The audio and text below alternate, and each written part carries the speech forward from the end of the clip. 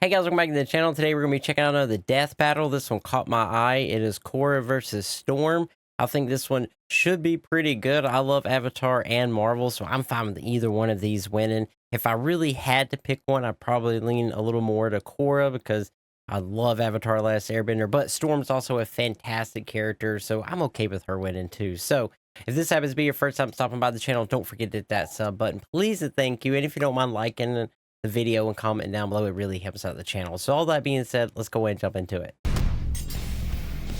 Avatar Korra, all right, the master of all four elements. Yes. Storm, the X-Men's goddess of the storms. The storm. The building blocks of our natural world are nothing if not tempestuous and unpredictable. Which means you gotta be some kind of badass to control them. He's Wiz and I'm Boomstick. And it's our job to analyze their weapons, armor, and skills to find out who would win a death battle. Avatar Aang, savior of the world, uniter of four nations, destroyer Yes. of cabbages. But like all avatars, I love the after cabbage decades man. of service, he passed away. Humanity would have to move forward and prepare his next reincarnation to take up his mantle. But who could fill Aang's shoes? Her name was Korra. Wiz, who is that? Did you leave the door open again? Deuces, gents. Unlike her carefree predecessor, the hot-headed, obstinate Korra was an Avatar prodigy from day one. I'm the Avatar! You gotta deal with it! Well, Aang struggled to accept his role in the world. Korra never wanted to be anything else. Not only is she an expert hand-to-hand fighter on her own, as a bender, Korra can manipulate the natural world around her through martial arts. Which and is so as cool. the Avatar, she is the only living being who can bend all four elements at once. Water, earth, fire, air. Not you. Straight from the Southern Water Tribe, Korra can control tendrils of water, form massive walls of ice, and generate huge tsunamis. Aang once raised the sea level to put out these huge fires.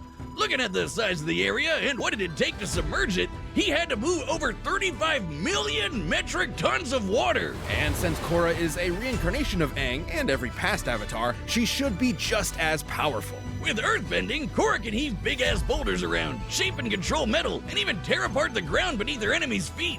Kinda like when her Avatar ancestor Kyoshi broke off a chunk of a continent, dragged it across a bay, and basically just created a new island, named after herself. Queen shit. By measuring the size of the island to get its mass and the size of the bay to get the distance Kyoshi dragged it, displacing this much rock would require an energy over 21 gigatons of Dang. TNT. That's Okay. almost 15 times more energy than the entire world's nuclear arsenal detonating That's at the crazy. With same time. firebending, Korra can fire blasts of, well, fire, jet into the sky like a rocket, or breathe like a friggin' dragon. The perfect element to match Korra's So hot-headed cool. temper. However, her final element was completely different. Due to its inherently zen, free-flowing nature, Korra struggled at first to master I love that scene when she's got to try to go through the rotating boards that she can do it. It's so awesome. airbending. But like all good prodigies, she figured it out anyways. With airbending, Korra can shoot powerful gusts of wind, fly around on tornadoes, and create a cute little air scooter. She used this element Cute to little air defeat the scooter. bloodbender Amon, who was fast enough to dodge lightning. He's not the only one. Zuko and Iroh have caught and dodged lightning as well, and Iroh even caught one from the sky. The leader of a lightning bolt moves at 60 Which is insane that he caught natural lightning from the sky, bro. 1,000 meters per second. Comparing the distance Amon moved relative to the bolt, he must have been moving over 200 times the speed of sound. Korra's more than just a badass martial arts superhero. She also acts as the bridge between the mortal and spirit worlds. The spirit world is a separate plane of reality, and Korra is stronger while she's physically there. Her direct connection isn't coincidence. She and every avatar before her are fused with the spirit of light, Rava. Every time the avatar dies and reincarnates, Rava searches out the spirit to bond with their new body, a staple of Hindu and Buddhist cosmology. I've done a lot of research into reincarnation, which I'll demonstrate today with Boomstick and this anvil.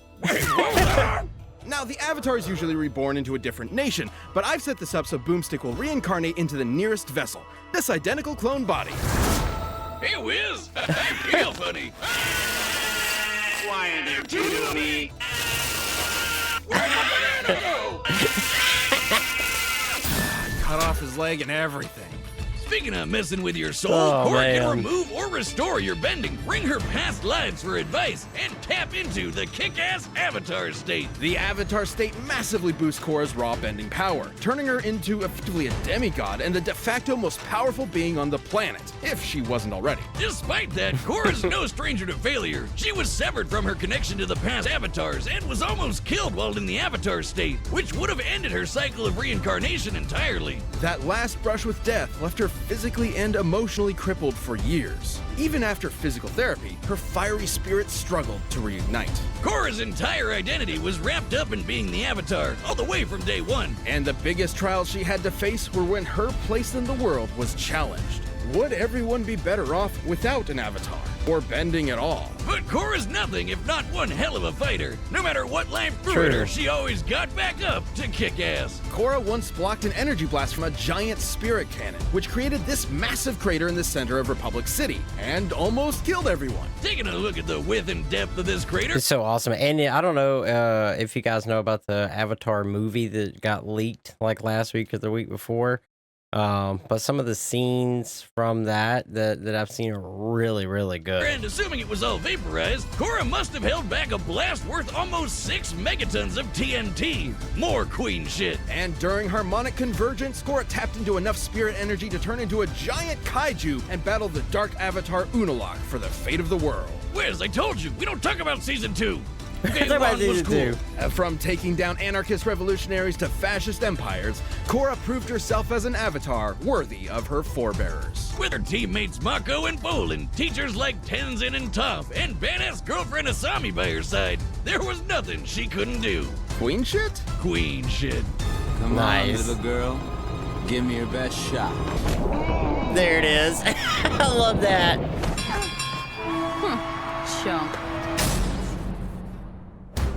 Boomstick. Do you know what happens to a person who's struck by lightning? The same thing that happens to everything else? You got it. Do you know what happens to white-haired mutants whose parents are killed by a plane crash? They become badass weather witches. After Aurora Monroe's parents were she was forced to fend for herself on the streets of Cairo under the tutelage of Ahmed El-Jabbar. The life of a street rat wasn't doing it for Aurora, so she took off across the Sahara in search of a real home. And that's when she began to master her mutant powers. In the same way that Homo sapiens, humans, evolved from I did not know she was the former queen of Wakanda. I'm not gonna lie. I did not know that at all. earlier hominids like Homo erectus. Homo superior, or mutants, are an offshoot of regular humans. They possess the X gene on their 23rd chromosome that effectively grants them superpowers. But it's a lottery. You could end up like old Beak here. Or you could end up like Aurora and possess complete control over the weather itself, while being super hot, unlike Beak. Unlike Beak. For all she knew, she was a goddess sent straight from heaven. And that's exactly what the local tribes thought when she arrived in her ancestral Kenyan homeland. Aurora's mutant gene allows her to psionically manipulate the atmosphere, capable of summoning a hurricane with less than a conscious thought. When she does feel like using conscious thoughts, something Wiz tells me I struggle with, Aurora can create storms that cover the entire Earth. Her weather manipulation isn't just powerful, but precise. She can call upon massive tidal waves, conceal herself in fog, and even generate localized blizzards cold enough to freeze lava. She can summon Oh. bolts of lightning, even ones that are continents away, or generate electricity inside your brain. Korra might have a little struggle here after hearing all this. And she once zapped Cyclops with enough lightning to restart an artificial sun called the Ring of Fire, a name that reminds me of the morning after Taco Tuesday. Encircling the planet Polemarchus, the Ring of Fire provided all the same energy as a regular star. But her favorite element is probably wind. With it, she can blow people away with tornadoes, suck the air out of a person's lungs, and generate enough lift to fly. She once flew fast enough to reach the edge of Earth's atmosphere from Oh, dang. ground level in Okay. just a few seconds. By measuring the angle and size of the Earth to get the distance and estimating a time frame of about 5 seconds, Aurora had to have flown at 4,000 times the speed of sound. She can even manipulate solar winds to fly through space. Unlike winds on Earth, which are just the movement of air molecules through the atmosphere, solar winds are streams of charged particles, mostly electrons and protons, ejected from the sun. Almost as crazy as how she can breathe in the vacuum of space. She creates a mini atmosphere around herself by gathering, stray hydrogen atoms. Atoms, those are like really small last time I checked. Are these writers just giving her whatever powers they want now? How is that weather?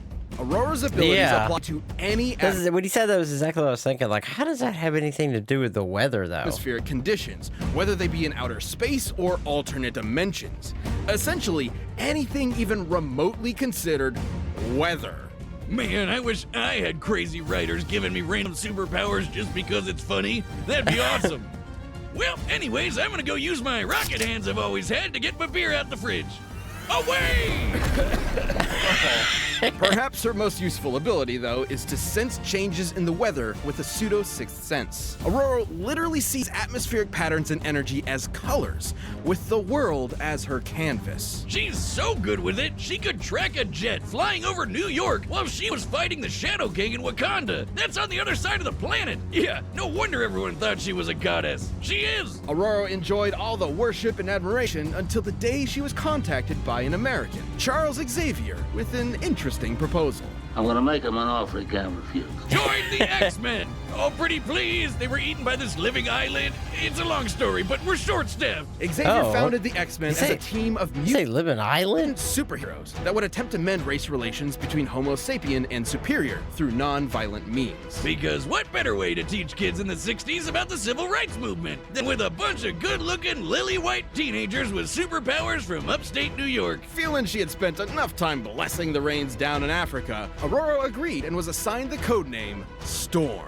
And she more than earned the spot. She's proven herself worthy to wield Mjolnir, led a war against the Inhumans, and even survived a blast from her own lightning. This is impressive considering her lightning is powerful enough to match Polaris, who once used her powers to punch through Earth's crust all the way to the planet's core. Ooh. Assuming she pulverized a cylinder of Earth all the way down, she had to have exerted over 15 teratons of TNT. She once beat the mutant Callisto in unarmed combat, and Callisto has apparently mastered every single martial art known to man. Despite her unbelievable power, Storm has trained extensively in hand-to-hand combat.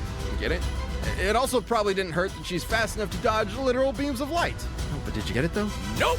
And after kicking Callisto, Yeah, I'm thinking Korra's gonna have a real tough time now. I thought this was gonna be leaning more toward the Avatar, like once the Avatar state came out, but I don't know about that. ass, she became the queen of these sewer-dwelling mutants called the Morlocks. She really just couldn't escape being worshipped, could she? Even by grody underground monster people. Well, she later married the Black Panther T'Challa and became Queen of Wakanda too. That's so it crazy really to me. I runs did not know But that. even That's demigods awesome. have their Achilles heels. That plane crash from her childhood left her crushed under rubble for days, giving her a bad case of claustrophobia that rears its ugly head every once in a while. But that's not enough to stop this queen. After the departure of Scott Summers, Storm became the leader of the X-Men, because of course she did. And when Geordie LaForge eventually came crawling back, the two fought over who would lead the team. Despite Scott literally being able to shoot death lasers from his eyes, Storm kicked his ass. And even better, she didn't even have her powers at the time. As it Dang. should be, because there's no one more devoted to her team than Storm is.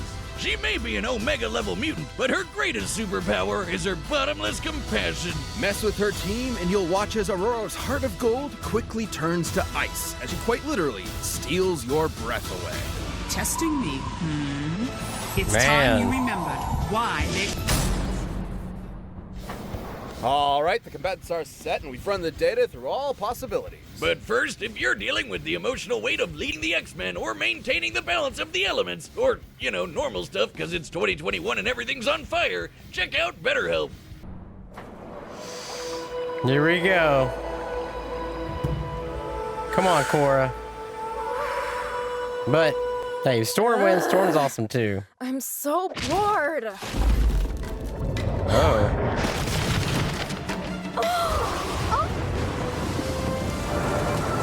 Your Uh-oh. powers are impressive, but you lack discipline. I'm the Avatar, master of all elements. You want to see for yourself? Of course, Avatar. I'll show you what an X-Men can do.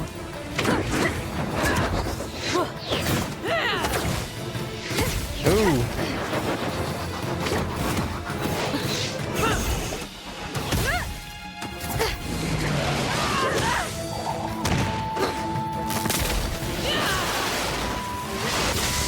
Okay. Oh. Dang.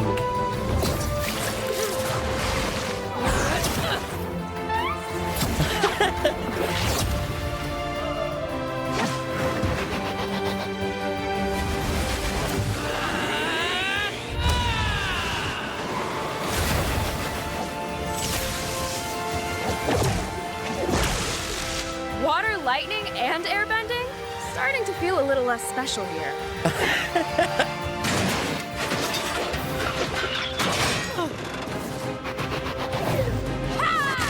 Oh! Where'd she go? Oh. I am now the conqueror. So my son is a mutant. You find a mutant. Where am I? Who are you? Answer me! I've seen Sonic, Street Fighter. Gotta get out. Gotta get out. Scott, Jean, Logan, I won't let you down.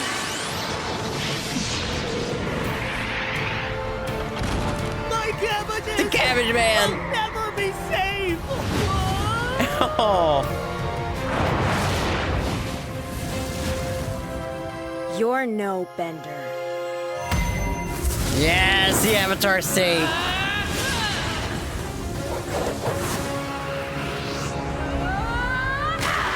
Oh.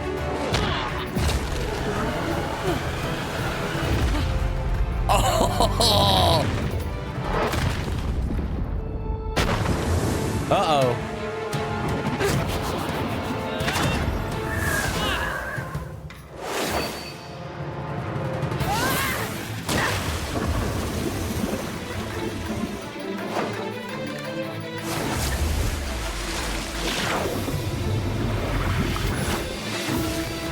Oh, nice.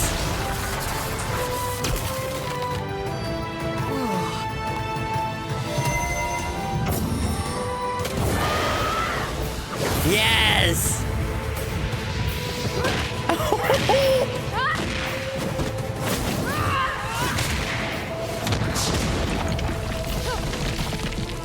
I know what you are, Spirit of Storms.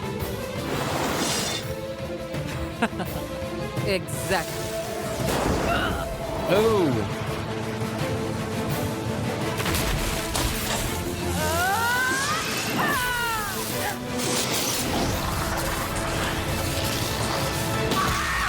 Oh, dude. You fought nobly, Avatar. KO! I think I just queen shit myself. Dude, I did not expect that. I mean, Storm's awesome. I'm okay with either one of them. But the brutality, I did not. Wow, dude. This fight wasn't totally straightforward. Korra can dominate most fighters pretty easy with her raw bending power and martial arts skills, especially with the Avatar state. Not even some of the best benders on the planet like Zahir and Kuvira could stand up to her at her best. However, despite Korra's awesome Avatar powers, she found herself outmatched by Storm's skill, precision, and overwhelming force. For instance, Storm's massively hypersonic flight and ability to sense and control weather across the planet meant she could always fight safely from a distance. Korra's trained in martial arts from birth, but even if she did manage to get in close and fight hand-to-hand, Storm's experience with the X-Men and defeating Callisto meant she could keep up. While Korra may have fought people who can dodge lightning, Storm can dodge literal beams of light.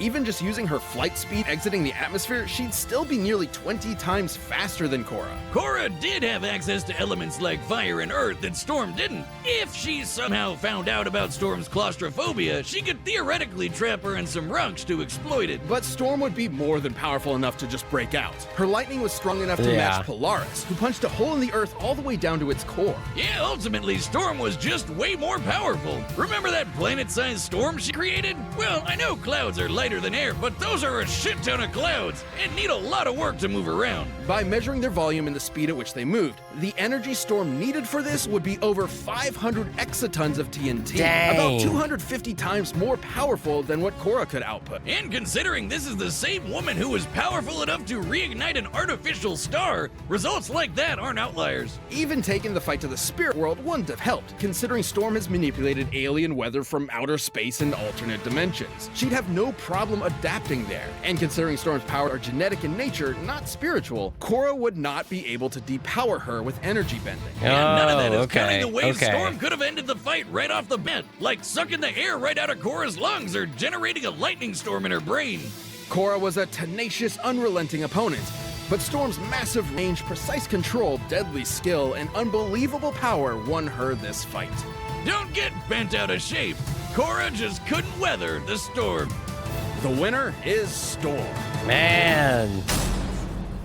Thanks for Okay, that was a good one, man. That was really, really good. Especially the ending of the fight. Did not expect it to end like that, but it was still awesome. I really, really enjoyed it. And I hope you liked this reaction. If you did, don't forget to like. It really helps out the channel here. And that's all I got for you. If there's any more death battles you want to see, just let me know in the comments down below, and I'll be sure to put them on the list to make. So that's all I got for you. I will see you in the next video. And do not forget, it's Orc Army for life.